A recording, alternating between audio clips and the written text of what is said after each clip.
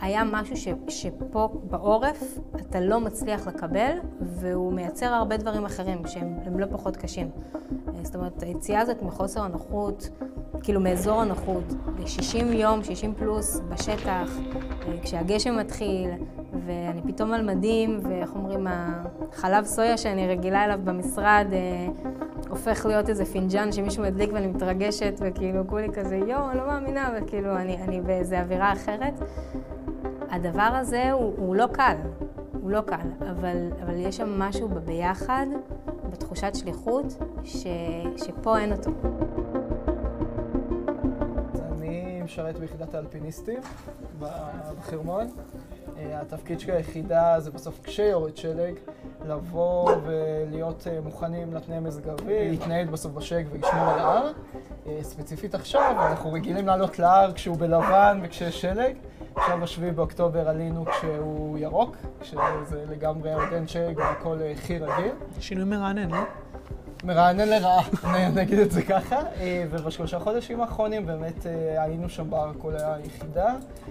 וזהו, שמרנו על הגזרה.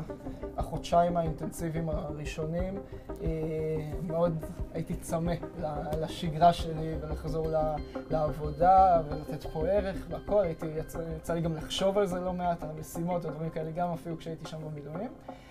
וזו הזדמנות מדהימה לבוא לפה ובאמת להרגיש קצת שגרה, לעשות ממש משימות, לתת ערך. ולי הסוויץ' הזה דווקא עשה טוב, זה עזר לי להחזיק את עצמי כזה שאני אומנם לא בדיוק פה ולא בדיוק שמה, קצת תלוש גם מפה וגם מפה, אבל מצד שאני שומר גם על השפיות וגם על זה באמת עשייה בעיקר, מרגיש הרבה מאוד עשייה. החזרה לפה היא חזרה של הרבה מאוד כובעים. שם ברור לך מה אתה. אשת מילואים, אני קצינת שלישות, המטרה שלי זה לעזור לאנשים ואני עושה כל מה שצריך בתוך הדבר הזה. זה הכובע שלי. אני all in, מה שנקרא. פה אתה פתאום צריך להיות העובד שחוזר לעבודה, ה-HR שעוזרת לעובדים שצריכים אותה, הבת של אמא שלי, הבת של אבא שלי, שקשה מאוד לתת סדר בתוך הרעש הזה של החזרה הביתה. אני ב7 באוקטובר דווקא הייתי בחו"ל. הייתי בחו"ל בפורטוגל, יחד עם אשתי, והעניין הוא שאנחנו תושבי העוטף. אנחנו גרים בקיבוץ ארז, שגם מותקף ב7 באוקטובר, ושבקרב באמת הירואי המחבלים נבלמו בשער. רק חבר שלנו, אמיר נעים, זיכרונו לברכה, רב סרן במילואים, היה חבר בכיתת כוננות, בנוסף למילואים הרגילים שלו. איש כזה שתמיד רץ ראשון, ולצערנו גם נהרג. אז ב7 באוקטובר אנחנו מתעוררים בזמן אמת בתוך החרדה הזאת. אני חושבת ששם אתה מבין את הכוח של הקבוצה, את הכוח של הביחד. זה כמו שכולם אמרו, כן, את תחזרי הביתה, יהיה לך את השקט, יהיה לך את הפרטיות, אתה חוזר הביתה. והשקט הוא באמת רעש צורם, הוא מציק לך. כאילו משהו לא טוב שעכשיו שקט כל כך, זה כאילו, זה מלחיץ, זה מייצר איזשהו לחץ כזה שאתה לא יודע לנהל, אתה בסוף בבית, אתה לא בשטח, ואתה מנותק.